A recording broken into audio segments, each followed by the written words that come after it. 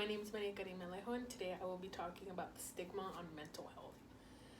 I want to talk about this problem and the great damage it can cause to you as a human being, your self-image,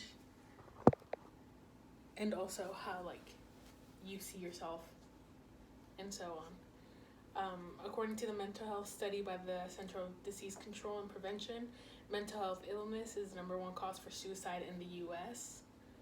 As of October 9, 2020, there has been 48,345 suicide deaths due to the poor professional health available to young adults. How many of y'all know someone or are someone who suffers from anxiety, depression, an eating disorder, or any other type of mental health issue?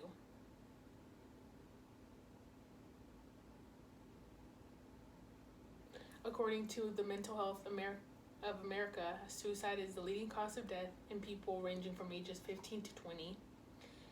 More years of life are lost to suicide than any other cause except heart disease and cancer.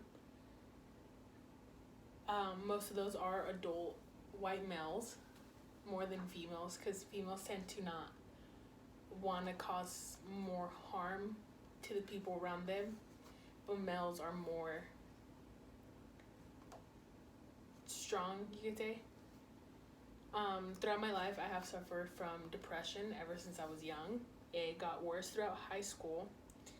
I did do a lot of self-harming. My wrist, arms, thighs, anywhere that I could. I did have a lot of suicidal thoughts. I tried to commit suicide twice my sophomore year of high school.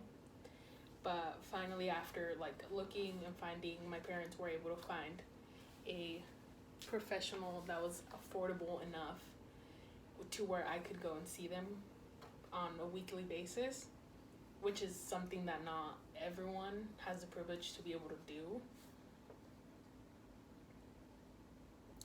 Suicide in America is a huge problem in adults ranging from just 15 years of age to 24. This has cost around 44,000 American lives every year. My proposition to help lower the high number of yearly suicides is for the government and politicians to make getting professional help more affordable for everyone. Doing this will help people prioritize mental well-being more, allow for everyone to receive equal and affordable help, and save more lives than the ones that are lost every year due to this sad condition. According to the City of San Antonio Metropolitan Health District, out of the 13,000 deaths in Bexar County, 177 of those are suicides. In this county itself, most deaths are because of suicides in younger kids or people who suffer from PTSD. And it's not easy for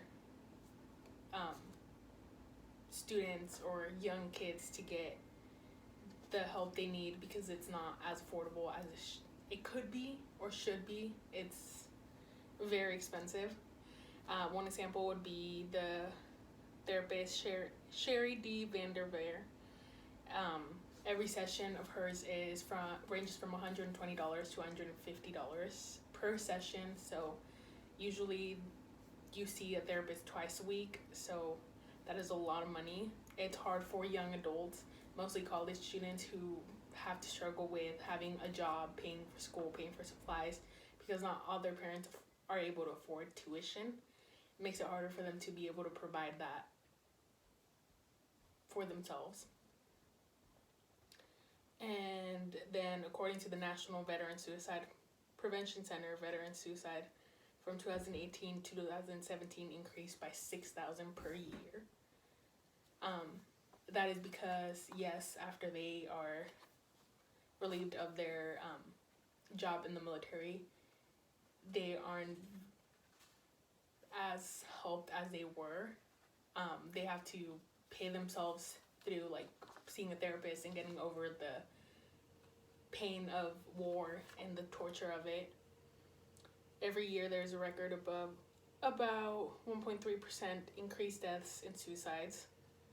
Mourning for the families gets worse, and based off of suicides, A family who has just lost a loved one is more prone to have suicidal thoughts or commit suicide themselves.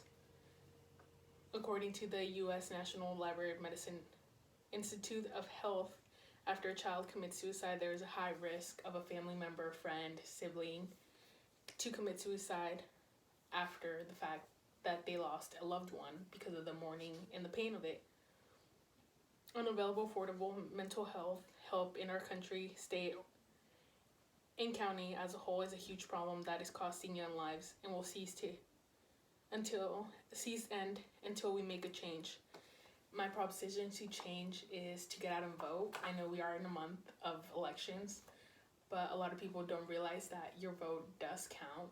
You should have your voice heard, and us voting can help and change this and be able to help the people that are not able to afford that help for themselves can get it, and so that we can lower the amount of suicides per year.